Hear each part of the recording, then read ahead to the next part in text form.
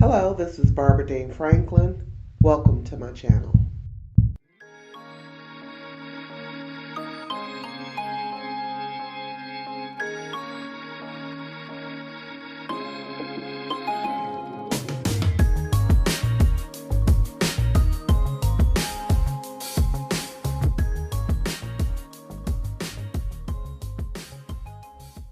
Known for helping the homeless in Detroit, needs a helping hand of its own tonight after running into transportation trouble. 7 Action News reporter Bethany Moore talked with one woman who pours her heart into this work and explains how you can help. Roosevelt Park.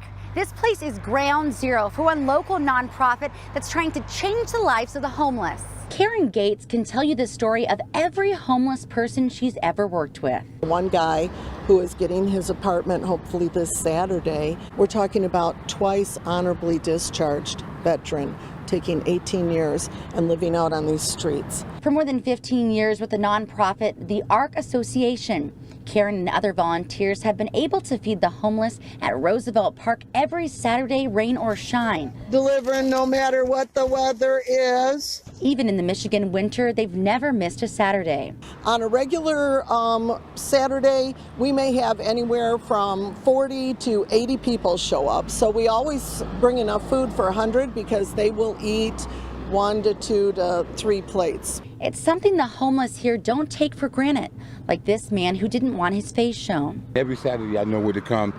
I can get some companionship, some love, and some food. Feeding that many people is a big operation, one that's just hit a snag. The vehicle that was towing it, a 2004 Blazer, died just about last month. They now don't have a way to haul the food and table and chairs to the park. So it would be very difficult, obviously, with everything I just said that happens during that short span of time, to bring it all together if we don't have the reliable transportation. It might just seem like food to you and me, but it's something that's changing their life story. Those are the kind of stories. And for me, even if it was one of those stories, I would still be out here 17 years later. Now, what they're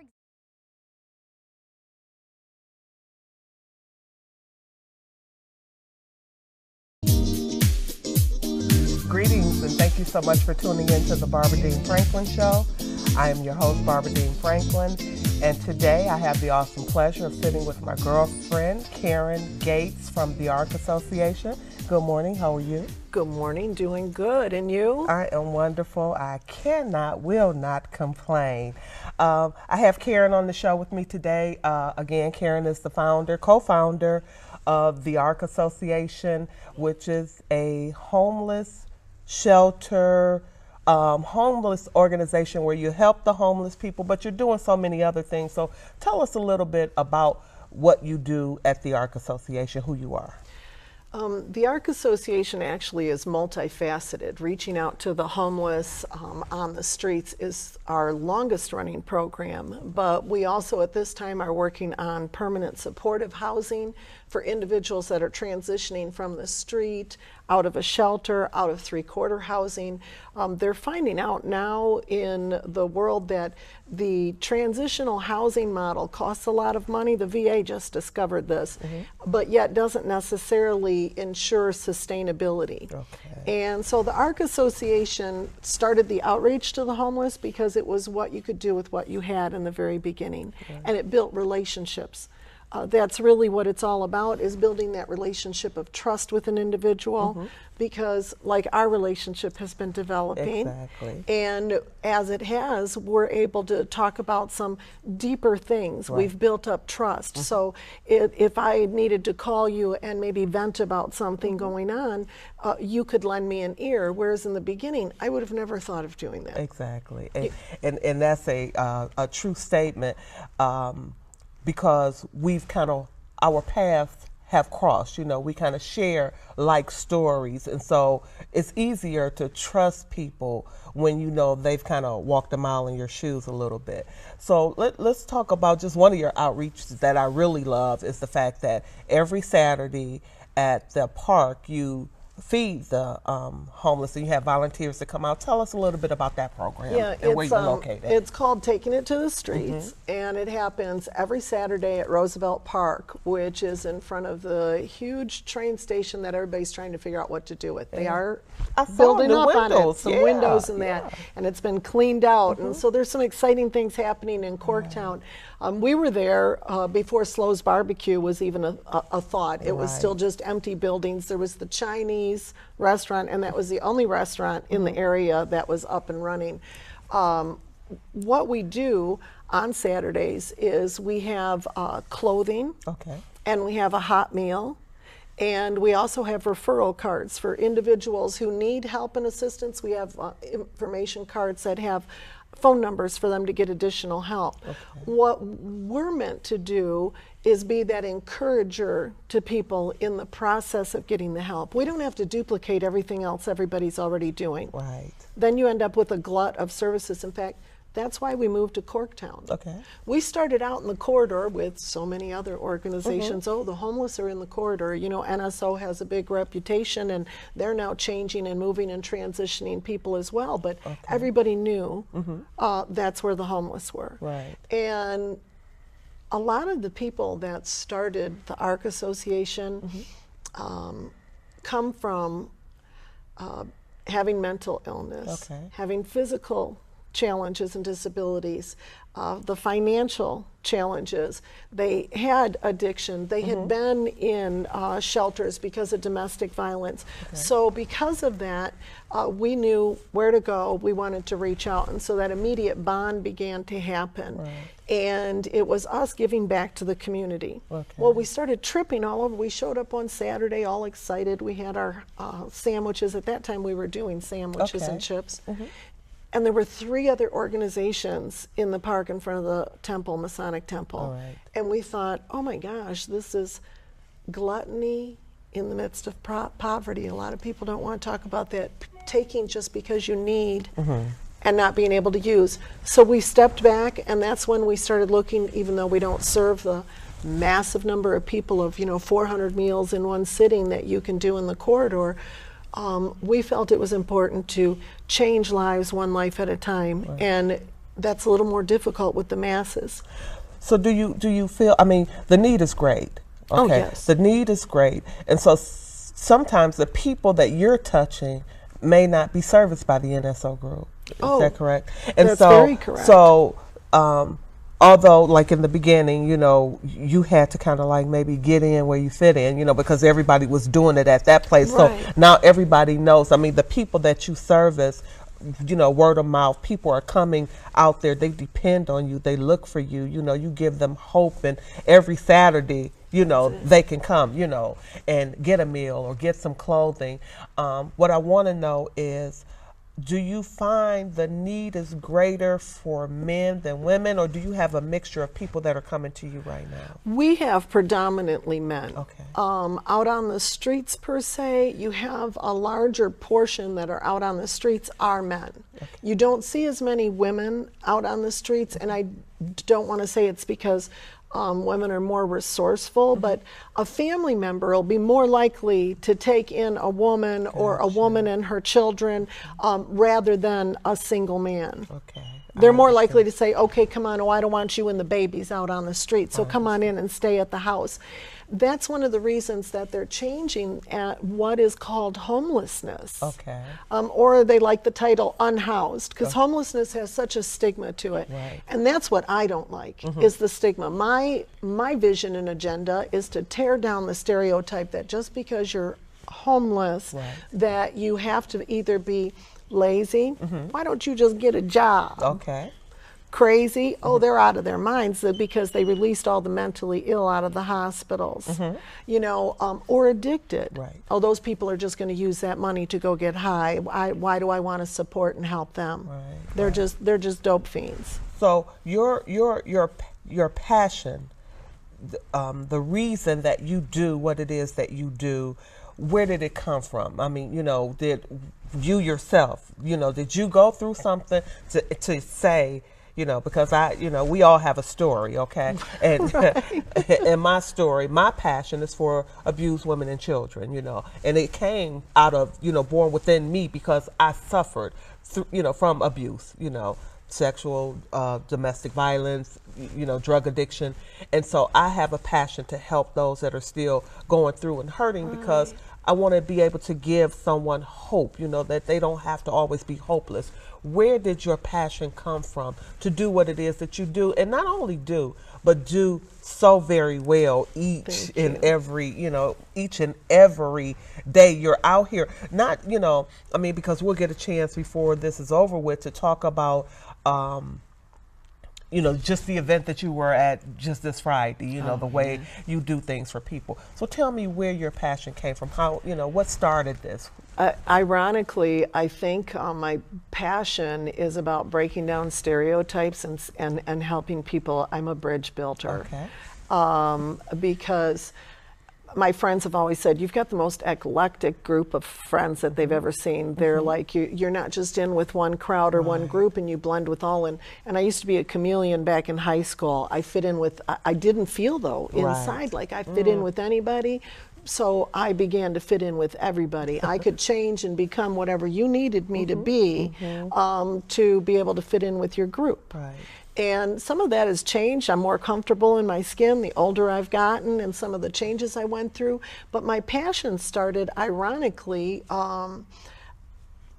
my ex-husband and I had a holiday that we were apart, and I went to a soup kitchen because I was living in Texas at the time. I'm Detroit born, bred, still living in the D. All right. And and it's where at that time I was down there, and I didn't have family. Okay. I had extended family and church family and recovery family and things like that. But so I went to a soup kitchen and decided I was going to serve, and something clicked. Just in the simple being a servant and serving another person with, I had no agenda, I had no motive, I was just there to reach out and serve somebody and smile and share some love with them. Right. And that's what the Ark does. That's how we build our relationships.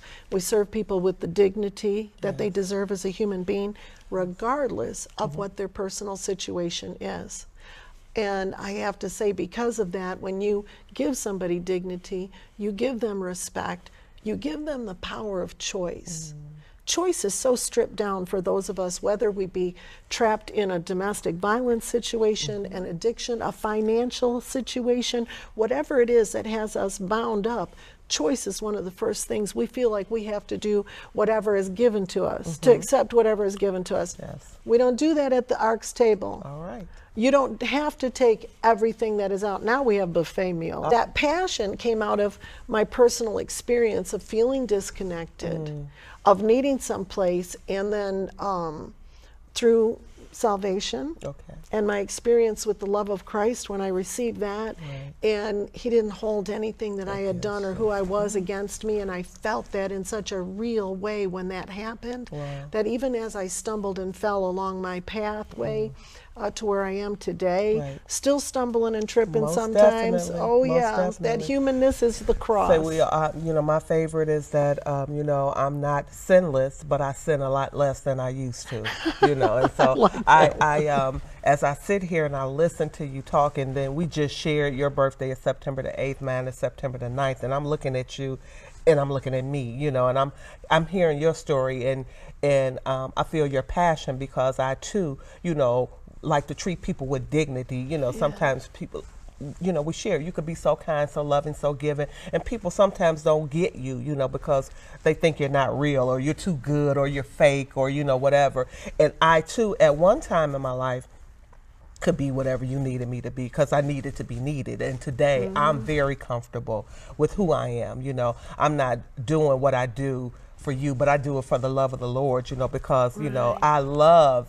Because that is God's greatest command, and so I give of myself as God would want me to give, So I thank you and I commend you for all that you do to tell a little bit about how we met. I'm on Facebook, so we met on Facebook, you know. And one day I'm looking for a homeless lady that I befriended while I worked at AT&T, Myra. Myra and I became very close. The lady that I worked for, Nell Johnson, was moving back to Chicago. She was the one who met Myra, and she told me, I'm leaving, and there's a homeless lady, and she's in a wheelchair, and I need you to take care of her. So I went and I found Myra, and Myra and I became friends. I would bring my mother, my children.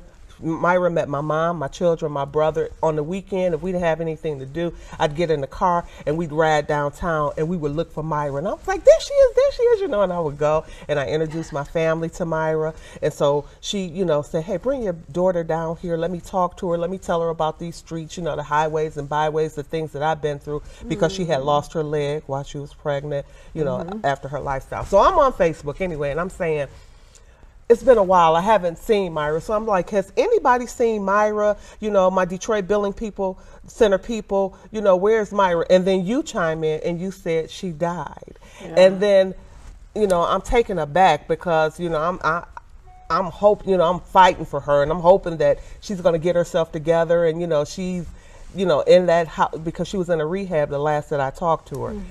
And so you and I became friends. We talked about Myra, and we talked about all the things that, how you met her, chasing her around the block, running in your car. And then you and I met for lunch. And then the rest is history. And so talk a little bit about the event this Friday, Thursday that you were at. Yeah, it was Friday evening. Okay. It was the 2013 Ford Freedom Awards, and just fabulous. It's I hadn't been in years, and so to be a part of that, and it was because of you that I got hooked up with Diane. Okay. And it was late at night, and all of a sudden up pops a message, and it's Diane messaging, and I had just, sometimes I write controversial things just to stir people's mind up, make them think a little deeper, and I had just thrown one of those out there, and all of a sudden up pops this thing, and Diane says, I know it's late, but call me. And she put her phone number down, and I just went, was this about what I just posted? And so I thought, okay, well, I'm going to call her, and so I called, and it was about helping Sally be able to have a pamper moment, like, because they were honoring her mom. Right. And there's so much about honoring her mom. Yes. My mother, when I mentioned what I was doing even before all of the nominations and that, for me personally, my mother, when I told her what I was doing, my mother knew who Viola was. Okay.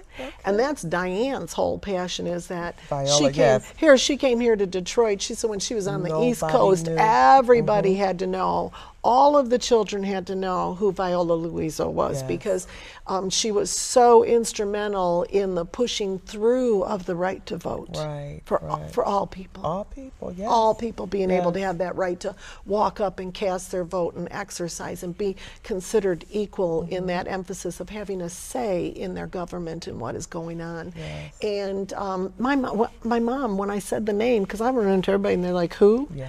And so then I have to kind of give them a little brief, and I even had to do some history work, because I got on and I thought, well, let me find out just a little bit more about why is she getting this humanitarian award.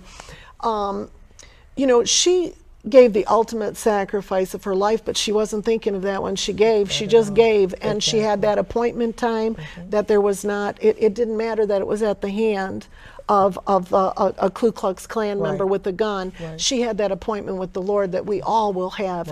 But hers was in the midst of her passion. From what I understand from talking with Sally, she always felt that it was horrible, the inequality in the world, and that people would have to ride at the back of a bus, because of the color of their skin. And I started right around that time, was also when I became aware of those things and started to fight that, being raised in the midst of racism. And today it's like, it goes beyond the color of the skin. The Census Bureau documents us by color, when we really have to look at culture and embrace each other's culture. I want to know more about why you do what you do and how you do it, and I think by sharing that we build bridges. And so I was just very honored to be a part of all that, of recognizing Viola Luiso, who had just was a small person just doing everyday things. And you know what's, I'm just like in awe sometimes of the Lord, because at my church, Reverend Jesse Douglas marched with Martin Luther King. He, I have a picture of them walking hand in hand. But he was Viola's supervisor on that night. He got the call. And I've been trying to pull him and Sally together so they can meet each other. He's getting ready to move to North Carolina, to Charlotte, and I'm going to do everything I can to try and do a show with them before he leaves. It's just so much history.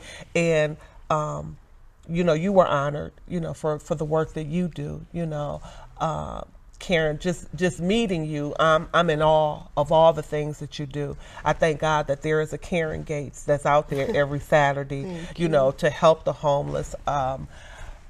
I have a passion for anybody, for people that are hurting, and I think if we all stood up to do one thing, that we could do so many things to help other people, and it's not that, like you said, when you were doing it and there were 3 people that were in front of the place, but people shouldn't give up doing what it is that they do, because the audience that I reach may not be the people that you reach. So somebody is out there in need, and unless we, lock arms and stand together, people will go on and they will suffer. But it's people, because of you, because of your courage, because of your determination and your tenacity to keep going in the midst of, I know people say you can't do it or whatever it is, it looks impossible. And so as long as we know that God is with us, then we will continue to do the impossible where we feel like it's impossible.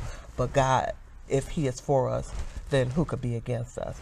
If people wanted to help you, they want to volunteer with you, they want to offer their services for you, they want to give you a car, they want to give you money, they want to come out and be out there on Saturdays, how do they get in touch with you? What is your website?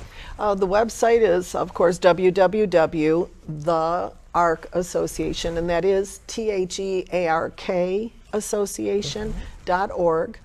You can call the office at 313-892-4746, or you can email me at info@thearkassociation.org. Okay. We are on Facebook as well, and if you're looking for me personally, you have to look for Karen Roback, and that's Robak, mispronounced all the time. Gates, that's why I kept Gates even when the franchise disacquired. All right. Well, and that's a good thing. Listen, man, see, you just threw me off. I was getting ready to say something. I know what I wanted to say to you. I wanted you to look into the camera, and there's somebody out there that's, they're hurting right now. They think that, this is it, that they can't do any better than they're doing now. I want you to just give them a word of encouragement and just, speak from your heart to somebody to tell them how good it is to just wake up every morning in spite of what they're going through. So.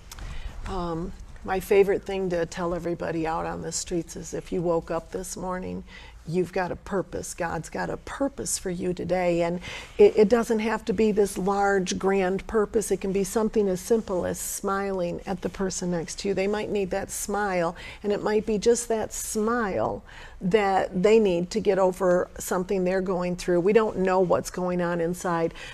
One of my favorite things is hope. Hope is the knot at the end of your rope. And if you just hang on to that knot, even though you think you're at the end of your rope, there is a knot, and it is hope.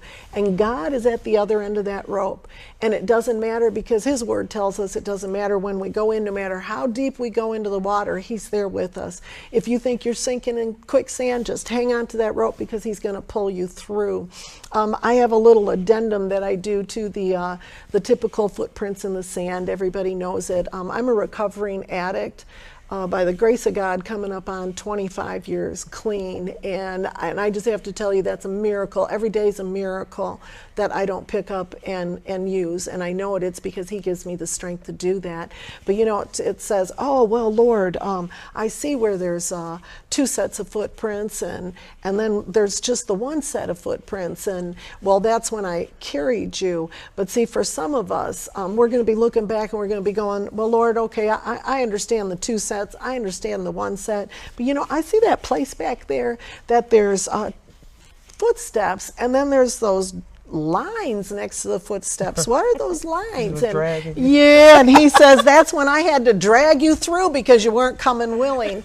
And you know, and so give into that willingness and hang on to that hope, and dare to reach out and tell somebody about what's going in. Find that person. If you need to, call the office. Come on down to Roosevelt Park. We're down there at 2 o'clock every Saturday, and we're there with love. That's what we're sharing down there. We might have a meal, we might have clothing, we might have phone numbers, but it's all about love, and that's the reason that we're there, and we continue to come there 24/7. Thank you. No, thank you. We thank you. And it's funny because next year, December the 23rd, I'll be coming upon 20 years in recovery clean from a crack addiction. So I know that God is able. I know that God is real.